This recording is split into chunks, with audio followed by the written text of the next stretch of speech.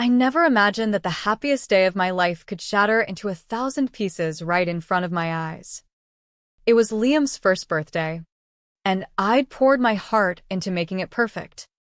We lived out in the rolling hills of rural California, where the sun beats down on vast ranches and everyone knows your business before you do. I'd spent weeks planning, stringing up colorful streamers across the old oak trees in our backyard, firing up the grill for burgers and hot dogs, and ordering a custom cake shaped like a cowboy hat, Liam's favorite toy from the local fair. Exhaustion clung to me like dust after a long ride, but it was the kind born from pure devotion. All I craved was to see my boy's gummy smile light up the world. Little did I know, the man I'd vowed to love forever, Jack, the father of our child, would choose that moment to rip my world apart. The afternoon sun warmed the air as guests arrived, neighbors from down the dirt road, family driving in from nearby towns, kids chasing each other across the patchy grass. Country music twanged from the speakers, mixing with laughter and the sizzle of meat on the grill. I'd been up since dawn, arranging folding chairs and filling coolers with soda and beer, my hands trembling not from nerves, but from a quiet storm brewing inside. Jack showed up on time for once, hauling in extra ice and paper plates like I'd asked. He even wore that faded denim shirt I once said made him look rugged, like the cowboys in those old Western films we used to watch together. For a fleeting second, hope flickered. Maybe today we'd feel like us again. But then, as I stood by the picnic table, bouncing Liam on my hip while the candles flickered on his cake, it happened. Everyone belted out, "Happy birthday," their voices rising like a chorus in the open air. I glanced at Jack, searching for the warmth we'd lost, but his smile was forced, a mask for the crowd. As the applause erupted, he stepped close and slipped an envelope into my hand.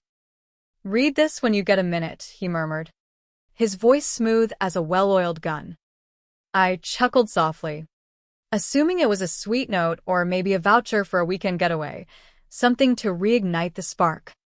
How foolish I was. With Liam giggling and reaching for the frosting, I peeled open the flap. The words blurred at first, then slammed into me like a bucking bronco. Petition for dissolution of marriage. Filed quietly in the county courthouse just days ago.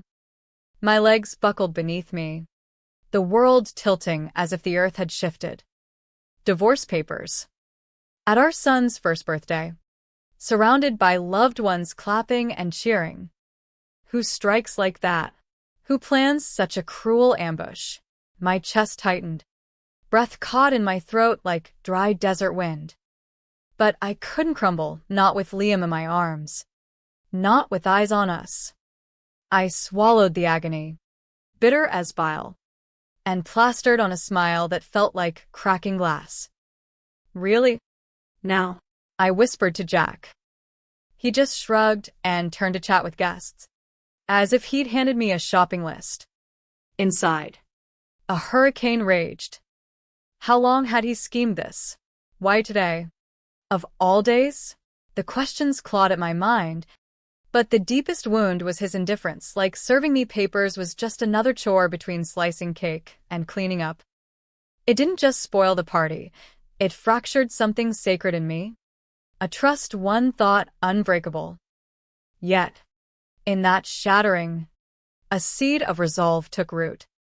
My silence wasn't defeat, it was the spark of a reckoning he couldn't foresee. Before this nightmare, I was just Emily, a girl who fell hard for a guy who made me feel alive. Jack and I met at a local rodeo in the foothills, him tipping his hat with that easy grin, offering to share his blanket when the evening chill set in. He was all charm back then, strong hands from ranch work, a laugh that echoed like thunder. We dated for over a year, hiking trails and stargazing under endless skies, before he proposed at sunset atop a bluff overlooking the valley. "Forever starts here," he said, slipping the ring on my finger. It felt like destiny. Our early marriage was bliss. We fixed up our modest ranch house together, dreaming of kids and cattle drives. When I learned I was pregnant with Liam, Jack hooped and swung me around the kitchen. We painted the nursery in soft earth tones, assembled the crib from reclaimed wood, and picked out a stuffed horse he nicknamed Buck. Every night, he'd rest his head on my belly, whispering, "Can't wait to ride with you, little partner." But the day Liam arrived, something in Jack dimmed. He held our son tenderly at first, but his eyes held a shadow, overwhelmed, distant, like he'd bitten off more than he could chew. I chalked it up to new parent jitters. Sleepless nights, endless diapers, the constant pull of responsibility. But Jack pulled away. "Need some air," he'd say, heading out for long drives on winding back roads. The bed grew cold between us. No more lazy mornings tangled in sheets. No more spontaneous dances to the radio. He turned inward, scrolling his phone during meals while I juggled bottles and burps alone. I blamed myself. Maybe I was too needy, too changed by motherhood.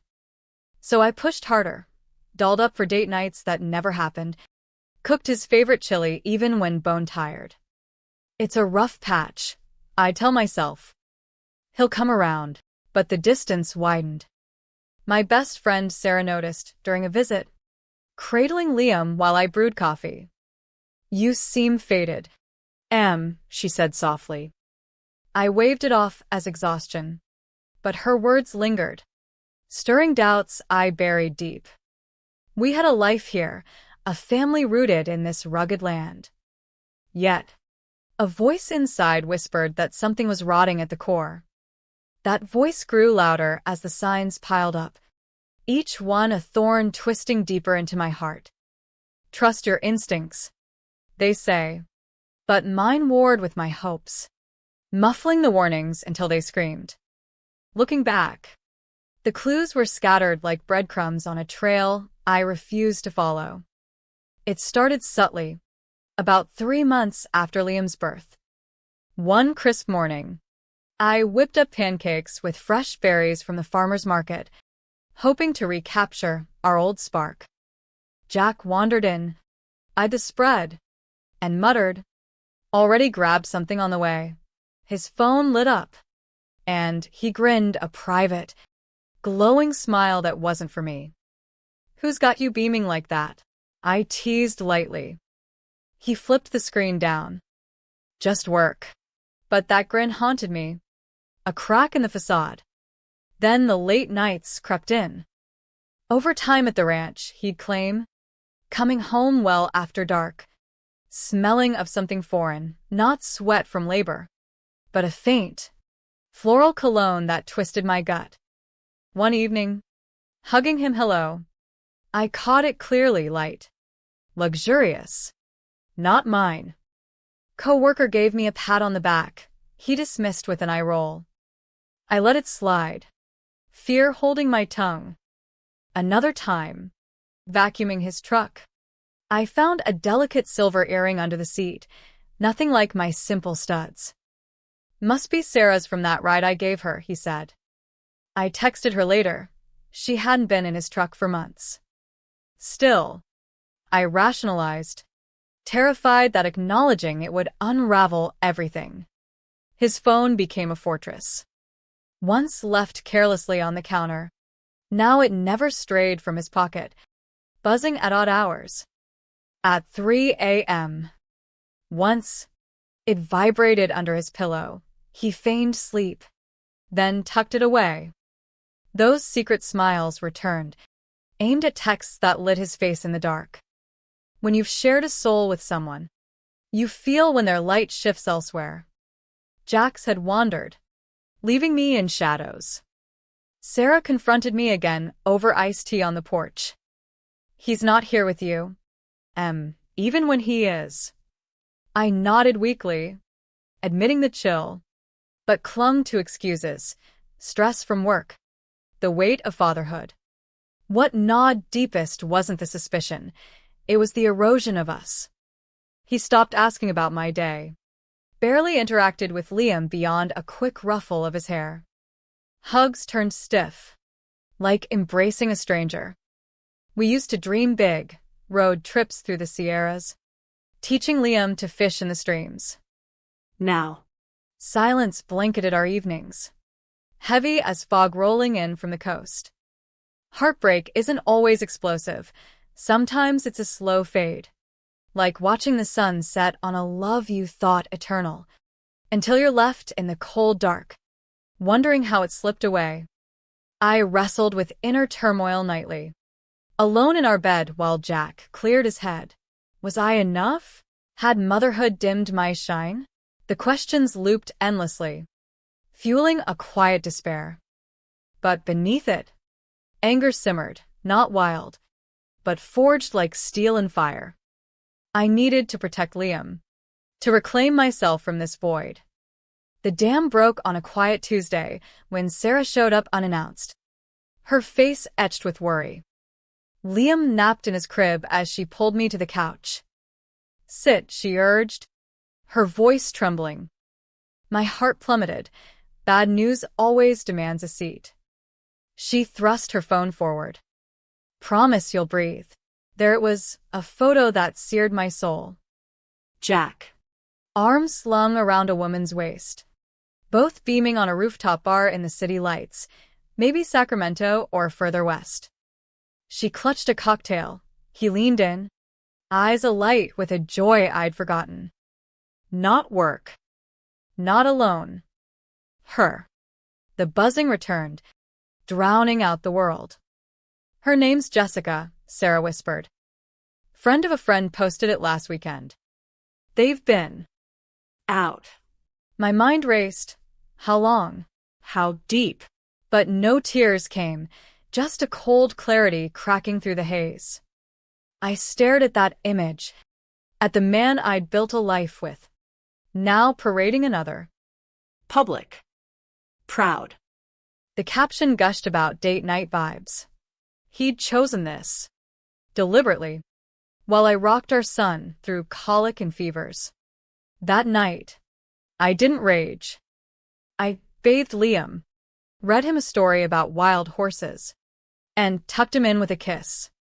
Then, in the dim lamplight, I faced the truth. Jack hadn't drifted. He deserted us. Lie by calculated lie. While I sacrificed sleep for our family, he chased thrills elsewhere. Most would explode, but a steely calm overtook me. For Liam's sake, I had to be strategic.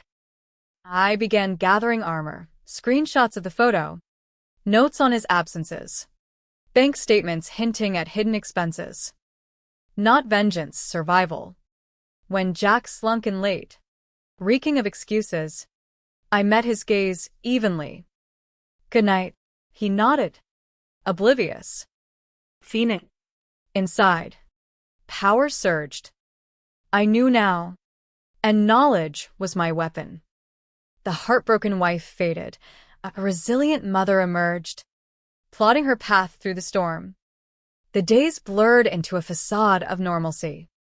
I brewed coffee, packed Liam's diapers, pecked Jack goodbye as he headed to work. But inwardly, I transformed, calculating, resolute. No more waiting for him to return. I'd forge my own escape.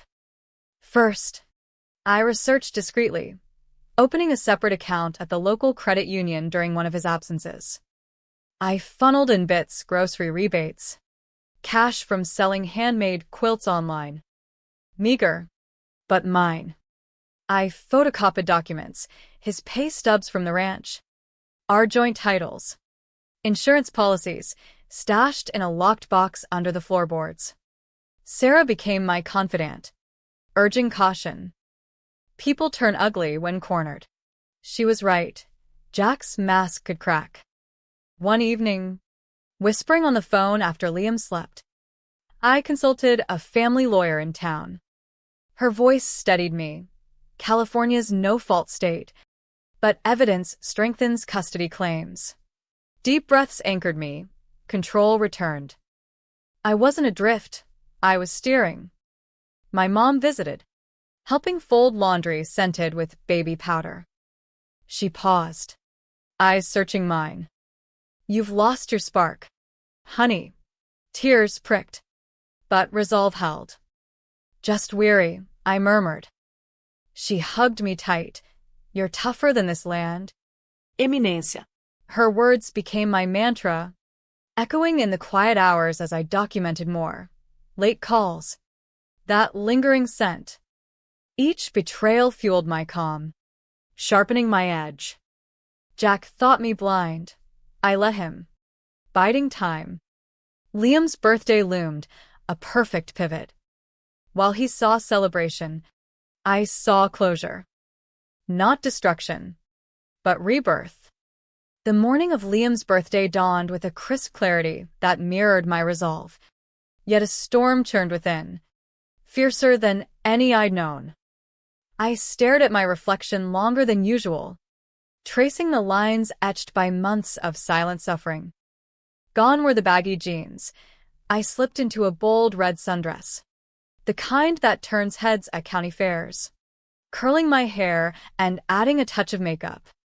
For the first time in forever, I saw Emily, not the weary shadow, but the woman who'd once ridden wild trails without fear. The backyard buzzed with preparation, balloons bobbing like tumbleweeds in the breeze, the grill smoking with promise. Guests arrived, their pickup trucks lining the gravel drive, kids scampering like colts set loose. I moved through it all with deliberate grace, a quiet fire burning. This wasn't just a party, it was my turning point. Jack played the host flawlessly, tossing a ball with his brother, ruffling Liam's hair for photos, his phone buzzing intermittently, drawing those hidden smiles. I observed, heart aching yet hardening. Everything aligned, decorations gleaming, cake ready, and in my bag, my own envelope, divorce papers filed discreetly, backed by evidence for custody. I wouldn't mar Liam's day with fury. Grace would be my blade. As the sun dipped, we gathered for the cake. Happy birthday rang out, Liam's eyes wide with wonder. That's when Jack approached, envelope in hand. Check this later, he whispered casually. I opened it amid the cheers, his filing, cold and calculated. Shock pierced me anew. Why here? Why now? But I steadied, kissing Liam's cheek, tucking the pain deep. He thought he'd ambush me. Instead, he'd lit the fuse. The applause faded. I passed Liam to Mom and straightened. Guests milled, plates in hand. I grabbed a glass, tapped the makeshift mic by the speakers. Heads turned. Jack froze mid-sip. Just a quick word, I said, voice steady as a mountain stream. Thanks for celebrating Liam's first year. Claps echoed. I paused, breath catching. When I carried him, I dreamed of this, promising he'd always have love, together or not. The word not hung heavy, stirring murmurs. Jack stiffened. Today, holding our son, I received divorce papers. Gasps rippled like wind through sagebrush. Eyes darted to Jack, confusion blooming. I wasn't planning to share, but life handed me the mic. I met his gaze. Panic flickered in his eyes, raw and exposed. Last week, I filed 2 with custody requests. Photos. Records of the nights out. The other woman. Silence descended, thicker than dust after a storm. Sarah nodded knowingly. Mom's eyes shone with pride. Jack's face drained, jaw tight. I built this for Liam, I concluded. But now I'm building a life where he sees strength in choosing better. I stepped back. The air electric. The revelation hung, my heart pounding with a mix of terror and triumph. Had I gone too far? But no, the truth freed me from the shadows. The silence stretched, a void swallowing the joy. Guest shifted uneasily, avoiding Jack's gaze. He approached, pale as ghost town ruins. Ing. Let's talk private. I held firm. Now you want privacy? Whispers buzzed. Family exchanged glances. He leaned in. Didn't have to air this. And you did. The hit landed, he faltered. Relief washed over me, mingled with sorrow, not for us, but for the dream lost. The weight lifted, no more hiding his sins.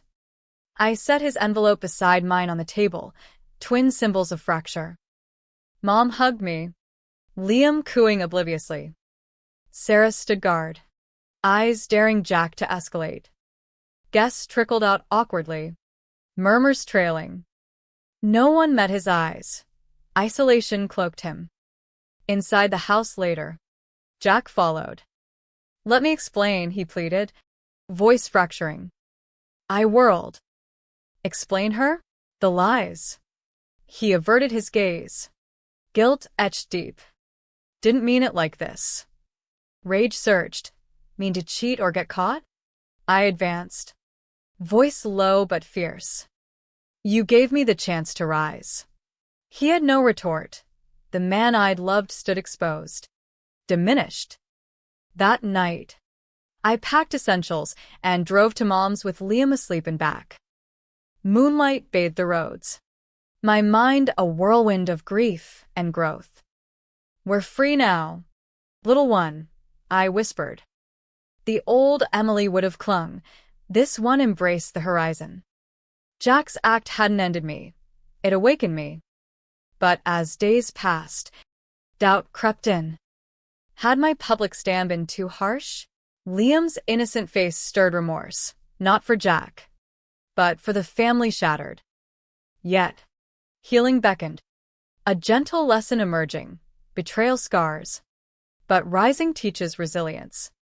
Jack called relentlessly, voice laced with regret. I messed up. Eminência. Can we talk? Inner conflict tore at me, anger versus the love that lingered like echoes in a canyon. Part of me yearned to lash out, but a softer voice urged reflection. California's laws favored mediation. Perhaps closure lay there. Not war. I agreed to meet at a neutral diner in town. Liam with Sarah. Jack looked haggard, eyes shadowed. I'm sorry, he began. Jessica. It was escape from the pressure. His words stung, but I listened, heart aching for the man he'd been. You broke us, I said softly. But for Liam, maybe we find peace. We talked hours, unraveling the mess, his fears of fatherhood, my overlooked pain. No excuses. Just raw truth. Mediation followed, lawyers guiding us toward amicable split, joint custody if he proved change. Therapy mandated. It wasn't revenge, it was mercy. For all. As mediation unfolded in the Stark County office, emotions crashed like waves against rugged cliffs, each session peeling back layers of hurt I'd buried deep. Jack sat across, remorse etching his features, but my heart wrestled fiercely, forgiveness warring with the betrayal that still burned. I was lost, he admitted one day, voice cracking. Fatherhood scared me. I ran instead of facing it. His vulnerability pierced me, stirring memories of our early days under starlit skies. Yet, the image of him with her fueled a fire. How could I trust again? For Liam, I pushed forward, the boys' laughter my anchor amid the storm. Inner monologues haunted my nights. Am I weak for considering peace? I'd whisper to the darkness, tears soaking my pillow. But strength, I realized, wasn't unyielding rage. It was choosing growth over grudge. California's community property laws divided assets fairly. We split the ranch, me keeping the house for stability. Jack agreed to counseling, proving commitment through actions, showing up for Liam's doctor visits, learning bedtime routines. Doubt lingered. Could he change? Yet, glimpses of the old Jack emerged, tentative but real. One evening, walking the property line at dusk, solitude amplified my turmoil. Why does healing hurt more than the wound? The wind carried no answers. But in the quiet, a lesson crystallized. Holding hate chains you. Release frees the soul. I journaled, furiously, pouring out the chaos, grief for lost love, fear for Liam's future, a budding hope for renewal. Sarah visited often. Her support a lifeline. You're not excusing him, she said over coffee. You're modeling grace for your son. Her words soothed the inner tempest, reminding me that humanity lies in second chances, tempered by boundaries. Jack's efforts deepened. He ended things with Jessica, shared therapy insights. I see now what I lost, he confessed in session. My response, guarded, but open. Prove it every day. Liam's presence intensified the emotional weight, his tiny hands clutching mine, eyes mirroring Jack's. How do I shield you from this pain? 이대본데. Rocking him to sleep. Yet, in his innocence, I found purpose, co-parenting with compassion, teaching that mistakes don't define us, but choices do. As agreements solidified, shared holidays, financial support, relief mingled with sorrow. The divorce finalized not in triumph, but quiet resolution. Jack hugged Liam goodbye after visits, his eyes misty. Thank you for this chance, he murmured once. I nodded, heart softening. Not reconciliation, but redemption's seed. Nights grew heavier with reflection. Did I lose myself in forgiveness? But no, I'd reclaimed power through empathy. A profound shift. The drama of betrayal faded, replaced by a gentle narrative. Life's trials forge us, and mercy mends what vengeance breaks. We settled into a rhythm, Jack picking Liam up for weekends at his new apartment in town, me thriving in the ranch house, planting a garden as metaphor for regrowth. Inner dialogues evolved from accusation to acceptance. He failed us, but we're rising.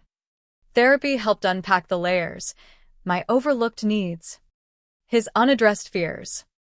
Families evolve, the counselor said. Yours can too. One afternoon, Jack arrived early, bearing a handmade wooden horse for Liam, echoing our nursery days. I want to be better, he said softly. Emotions surged, anger's remnants clashing with budding trust. For him, I replied. We talked, not as exes, but parents united. The conversation flowed, revealing vulnerabilities, his isolation post-affair, my silent suffering. I never stopped caring, he admitted. Tears came then, cleansing. Liam toddled between us, giggling, bridging the divide. In that moment, the weight lifted further, a family redefined, not destroyed. The lesson deepened, betrayal tests, but compassion transforms, offering light in the darkest canyons. As months passed, co-parenting blossomed. Jack attended Liam's playdates, shared milestones via texts. My heart, once a battlefield, found peace in small victories. Liam's joy at seeing his dad. My own rediscovered independence. Inner conflicts quieted, replaced by gratitude. Pain taught me strength, mercy, wisdom. One evening, under a fiery sunset, Jack and I sat on the porch, Liam asleep inside. I'm proud of us, he said. I smiled faintly. Me too. Not romance rekindled, but respect reborn. The drama's intensity waned, leaving a humane tapestry. Forgiveness isn't forgetting, it's forward motion. In the quiet aftermath, emotions swelled to a crescendo, each day a deeper dive into the soul's recesses, where healing and heartache intertwined like vines on ancient fences. Liam's second birthday approached, a milestone amplifying the inner symphony, joy laced with lingering shadows. How far we've come, I'd muse, watching him play in the yard. Yet memories of that fateful party surged, stirring a profound ache. The betrayal's echo resonated, but now tempered by growth's gentle hum. Jack's transformation deepened the turmoil. Consistent, attentive, his remorse manifesting in daily deeds. "Daddy," Liam's cries upon his arrival tugged at my core, blurring lines between past wounds and present possibilities. Nights brought relentless introspection. Am I betraying myself by softening? But the answer emerged clearer. True strength embraces nuance, allowing light through cracks. We attended family counseling sessions, raw, with vulnerability. Jack shared his fears. I felt trapped. But that was my cage. I countered with my pain. You left me holding the pieces. Tears flowed. Cathartic. Forging understanding. California's emphasis on child-centered resolutions guided us. Joint decisions. Therapy logs ensuring stability. Emotion peaked in these confessions, a drama of redemption unfolding. One stormy night, alone with lightning flashing across the plains, I confronted the abyss. Why does forgiveness feel like surrender? Journal pages filled with torrents, grief's depth, hope's fragility. Yet, dawn brought clarity. Mercy isn't weakness, it's the ultimate reclaiming of peace. Liam's birthday arrived. Simple this time, a small gathering at the ranch. Jack helped grill, his presence natural yet charged. As we sang, no envelopes loomed. Instead, shared glances held quiet acknowledgement. "Happy birthday, partner," Jack whispered to Liam, eyes meeting mine with gratitude. The moment overwhelmed, a flood of love, loss, renewal. Inner monologues reached fever pitch. We've rewritten our story. The lesson crystallized. Humane and light, life's betrayals scar. But choosing compassion heals. Teaching that families endure through evolution, not perfection. In the end, we co-parented with harmony, holidays blended, milestones celebrated. Jack dated cautiously. I explored my passions, volunteering at local shelters. Liam thrived, his laughter a balm. The drama's intensity, once consuming, now a faded scar, replaced by profound empathy. Reflecting under starlit skies, emotion crested, pain birthed wisdom, forgiveness, freedom. The article of faith, in humanity's mess, grace prevails, a gentle beacon guiding us home.